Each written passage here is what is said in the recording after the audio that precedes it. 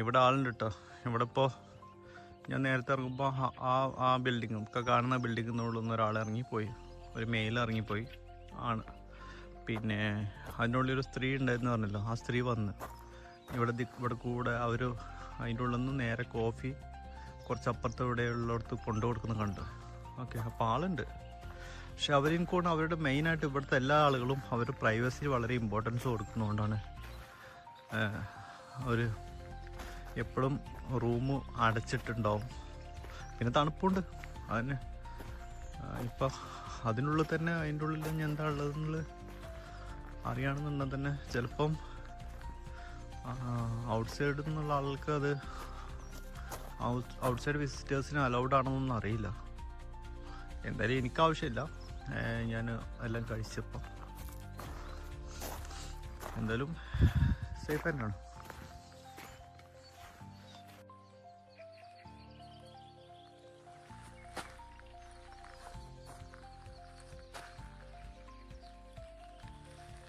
Hi, ഇങ്ങനെ അവസാനം ഒരു കോഫി വാങ്ങിച്ചിട്ടുണ്ട്. കുറേ യാത്ര ചെയ്ത സമയത്ത് ആരോട് വർത്തമാനം പറയായിരുന്നപ്പോൾ അവിടെ ആ റെസ്റ്റോറൻറ്റിൽ പോയി നോക്കി. അപ്പോൾ ആ റെസ്റ്റോറൻറ്റിൽ പോയി നോക്കിയ സമയത്ത് അവിടെ ഒരു സ്ത്രീ ഉണ്ട് പറഞ്ഞല്ലോ. അപ്പോൾ അവരോടും ചോദിച്ചു കോഫി എന്തെങ്കിലും ഉണ്ടോ എന്ന് വെച്ചപ്പോൾ അവർ പറഞ്ഞു ഇല്ല, ഞങ്ങൾ 9 o'clock ഓപ്പൺ ആവുള്ളൂ എന്ന് പറഞ്ഞു. ഓക്കെ, 9 o'clock ഓപ്പൺ ആവുള്ളൂ, ഇതിന് മുമ്പേ ഇല്ല എന്ന് പറഞ്ഞു. അപ്പോൾ ഞാനിവിടെ ബോർഡിൽ നോക്കി. കോഫി എന്ന് പറയുമ്പോൾ ഏകദേശം 45 ക്രോണാണ് ഈ ഒരു കോഫിക്ക് വരുന്നത്. 45 ക്രോൺ നമ്മുടെ നാട്ടിലെ പൈസയായിട്ട് കമ്പയർ ചെയ്യുമ്പോൾ 450 രൂപ വരും. പക്ഷെ അവർ 9 മണിക്ക് ഓപ്പൺ ആക്കുള്ളൂ. പക്ഷേ കുറച്ച് കഴിഞ്ഞിട്ട് ഞാനിവിടെ ഇരുന്ന സമയത്ത് അവരെനിക്കൊന്ന് കോഫി കൊടുന്നു. ഓക്കെ, അവർ ഞാൻ എമൗണ്ട് പൈസ ചോദിച്ച സമയത്ത് പറഞ്ഞു വേണ്ട, പൈസ വേണ്ട, ഇത് ഞങ്ങളൊരു കോംപ്ലിമെൻ്റ് ആയിട്ട് നിങ്ങൾക്ക് തന്നതാണ്, 9 മണിൻ്റെ മുമ്പേ ഞങ്ങൾ കൊടുക്കാറില്ല എന്ന് പറഞ്ഞു. നല്ല കോഫി. ഈ നോർവേജിയൻസിൻ്റെ അടുത്ത് നിന്ന് പലപ്പോഴും നമുക്കിങ്ങനെ വന്നിട്ടുണ്ട്. ഏകദേശം 45 ക്രോൺ എന്ന് പറഞ്ഞാൽ നമ്മളവിടെ വെറുതെ ആരും കൊടുക്കൂലല്ലോ, ചായ കൊടുക്കൂല. ഇവർ നല്ലൊരു ചായ. ഏകദേശം ഇതിന് മുമ്പ് തന്നെ ഞങ്ങളൊരു ഷോപ്പ് പോയ സമയത്ത് അതിന് കാശ് വേണ്ടെന്ന് പറഞ്ഞു. ഉള്ളതിന് നല്ല കാശുണ്ട്, പക്ഷെ ഇല്ലാന്നുണ്ടെന്നുണ്ടെങ്കിൽ വേണം. ഇത് ഫ്രീ ആയിട്ടാണ് നമുക്ക് കിട്ടിയത്. Okay, anyway thank you. Coffee എന്ന് പറയുമ്പോൾ ഇവിടെ ഷുഗർ ഇടില്ല, അങ്ങനെ പ്രശ്നമുണ്ട്. ഇവരൊന്നും ഷുഗർ ചേർക്കില്ല. അപ്പോൾ ഈ കോഫിക്കകത്തും ഷുഗറില്ല. ഇവർക്കിതേ കഴിയുള്ളൂ, നമുക്ക് കഴിയില്ല.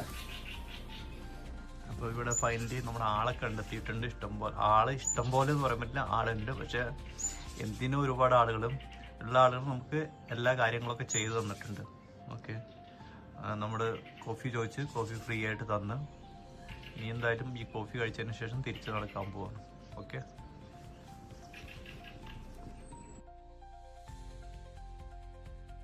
അത് എമൗണ്ട് പറഞ്ഞ് ക്രോണറല്ല, 10 നോക്കാണ്.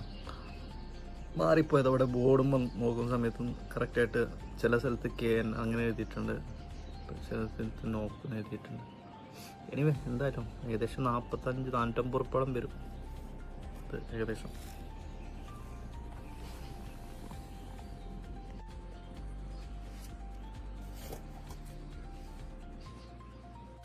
അപ്പം അങ്ങോട്ട് പോയ പോലെയല്ല, ഇങ്ങോട്ട് വരുമ്പോൾ ഭയങ്കര ധൈര്യമാണ്.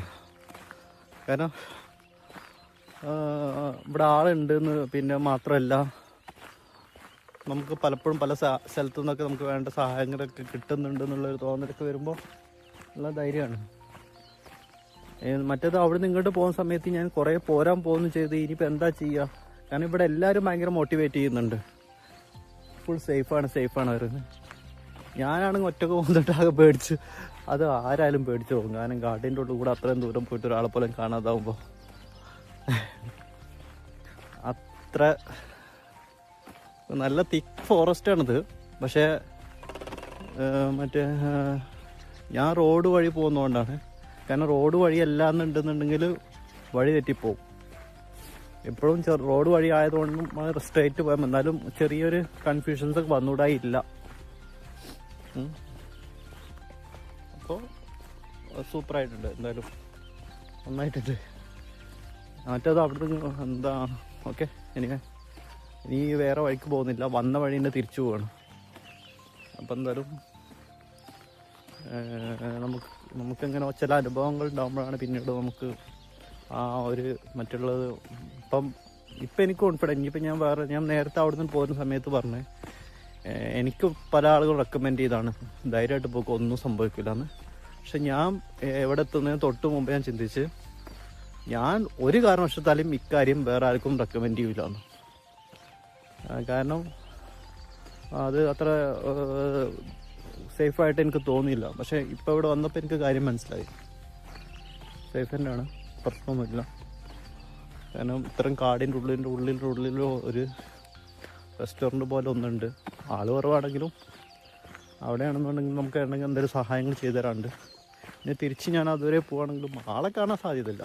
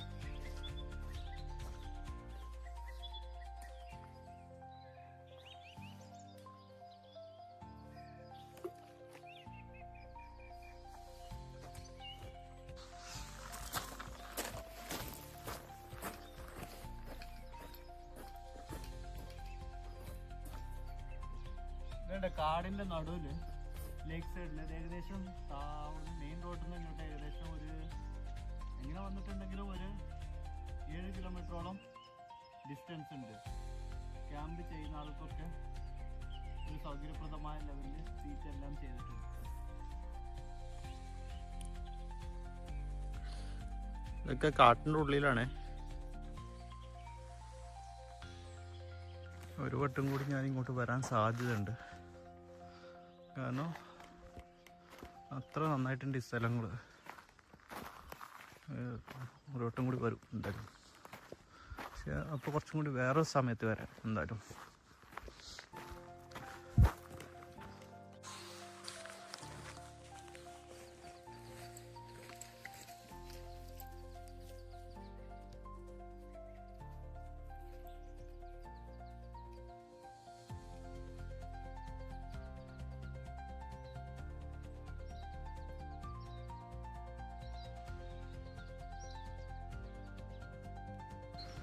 ഇപ്പോൾ 1-2 ആൾക്കാരൊക്കെ ഇങ്ങനെ ഇതിൽ കൂടെ ഇങ്ങനെ ഓടുന്നുണ്ട്.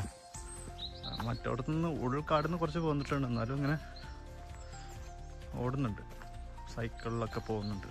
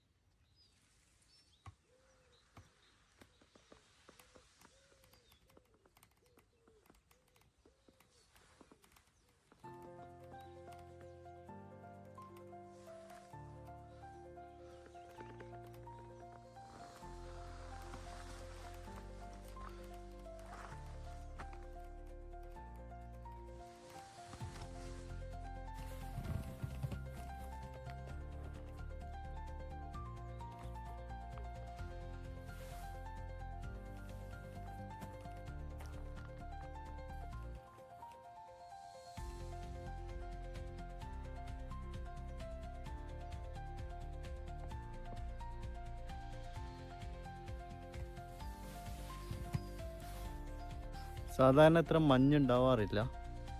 ഒരുപക്ഷെ ഇന്നലെ മഴ പെയ്തുകൊണ്ടായിരിക്കും ഇത്ര മഞ്ഞ് വരുന്നത്.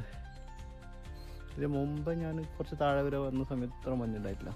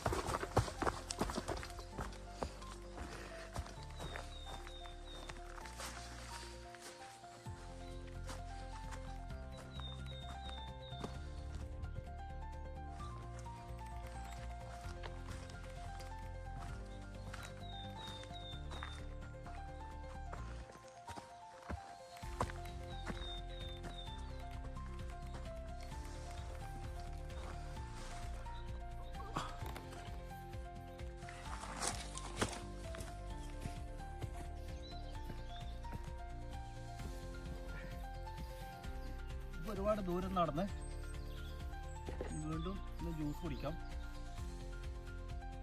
ഇടയ്ക്കിടയ്ക്ക് ജ്യൂസ് കുടിക്കുന്നതുകൊണ്ടൊക്കെ മൂത്രം ഒഴിക്കാനുണ്ട്.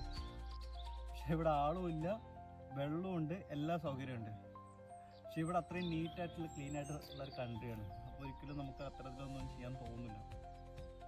പിന്നെ ടോയ്ലറ്റ് ഫെസിലിറ്റീസ് എന്ന് പറയുമ്പോൾ കുറേ കിലോമീറ്റർ നടക്കുമ്പോൾ പബ്ലിക് ടോയ്ലറ്റുകളൊക്കെ ഉണ്ടാവും. പക്ഷേ ഉണ്ട്, എവിടെയൊക്കെ ഉണ്ട്, പക്ഷെ ഇവിടെ ഒന്നുമില്ല. ഒരു തവണ തന്നെ ഞാൻ ഒരു വെള്ളത്തിലോട്ട് ഫേസ് വാഷ് ചെയ്തിട്ട് കുത്തിയതാണ്. അപ്പോൾ വൈഫ് എന്നോട് പറഞ്ഞു ഈ കൺട്രി എന്ന സമയത്ത് 0% പൊല്യൂഷനാണ്. ഇപ്പം നിങ്ങൾ തുപ്പിയോട് കൂടി തന്നെ ഈ വെള്ളം പൊല്യൂട്ടഡായി. അത് ഇടയ്ക്കിടയ്ക്ക് ഇപ്പോൾ മോനെ എന്നെ ഓർമ്മിപ്പിക്കും. അപ്പോൾ അതുകൊണ്ട് ജ്യൂസ് കുടിച്ചിട്ട് പെട്ടെന്ന് പോവാം.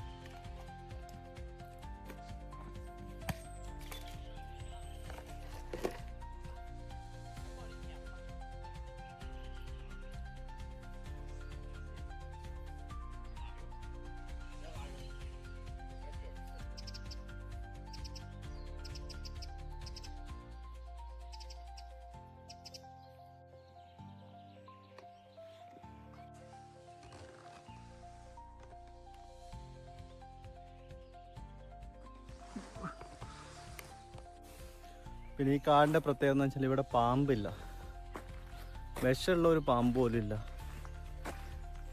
ഇവിടെ ആകെ ഒരു ടൈപ്പ് പാമ്പേ ഉള്ളൂ. പക്ഷെ ആ പാമ്പിന് വിഷമില്ല. ഈ കാടുകളിലൊക്കെ ഒരു പാമ്പുണ്ട്, പക്ഷെ അതിന് വിഷമില്ല. പക്ഷെ ചില ആളുകൾക്ക് മാത്രം അത് ടോക്സിക് അല്ല, പക്ഷേ ചില ആളുകൾക്ക് ആ പാമ്പ് കടിച്ചിട്ടുണ്ടെങ്കിൽ ചെറിയൊരു അലർജിക് റിയാക്ഷൻസ് വരും എന്നാ പറഞ്ഞിട്ട്. പക്ഷെ അത് കാരണം എന്തെങ്കിലും മരിക്കൊന്നുമില്ല, ഡെത്തൊന്നും ആവില്ല. പക്ഷേ അലർജിക് റിയാക്ഷൻ വന്നിട്ടുണ്ടെങ്കിൽ അതുമായി ബന്ധപ്പെട്ട എന്തെങ്കിലും ബുദ്ധിമുട്ടുകൾ ഉണ്ടെങ്കിൽ ഉണ്ടാവും എന്നല്ലാതെ ഒരിക്കലും ടോക്സിക് അല്ല, വിഷമില്ല.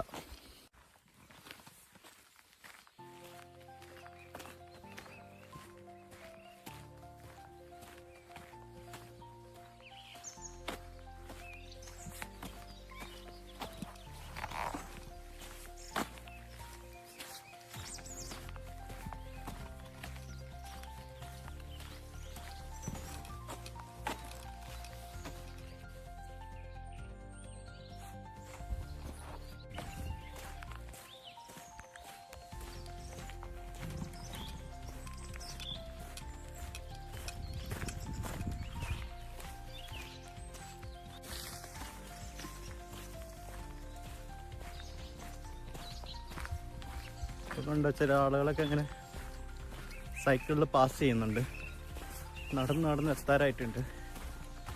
നടുണ്ട് കുറച്ചും കൂടി.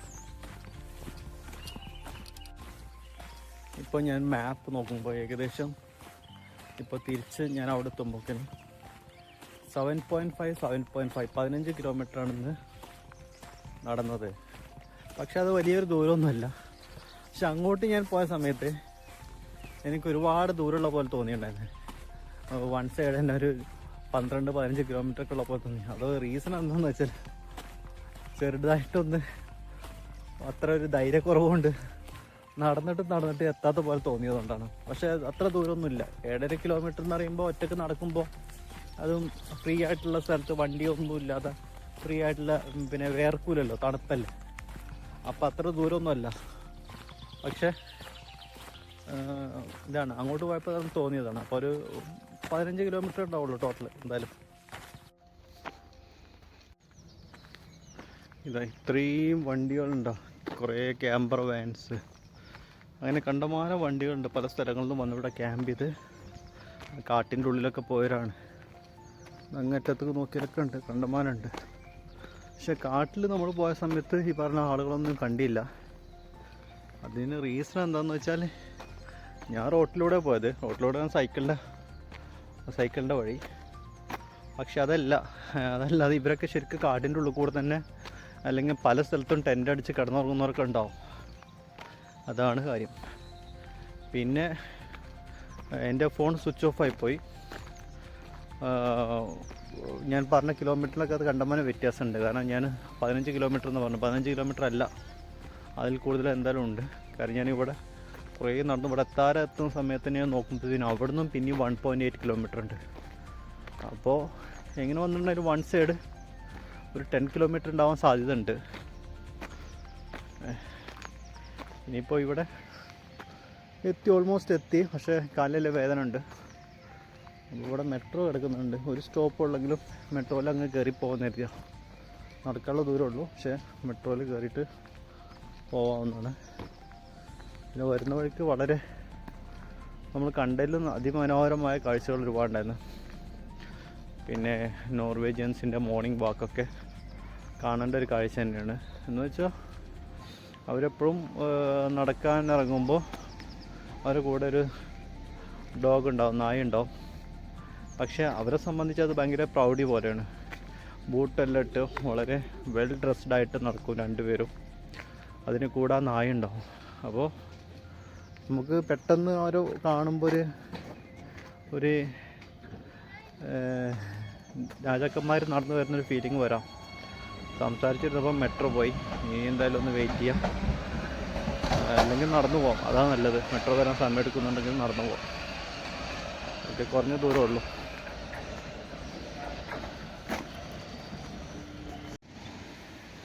അങ്ങനെ അവസാനം നമ്മളെത്തി നമ്മുടെ ക്രീൻഷോ സ്റ്റുഡൻറ് വില്ലേജ്.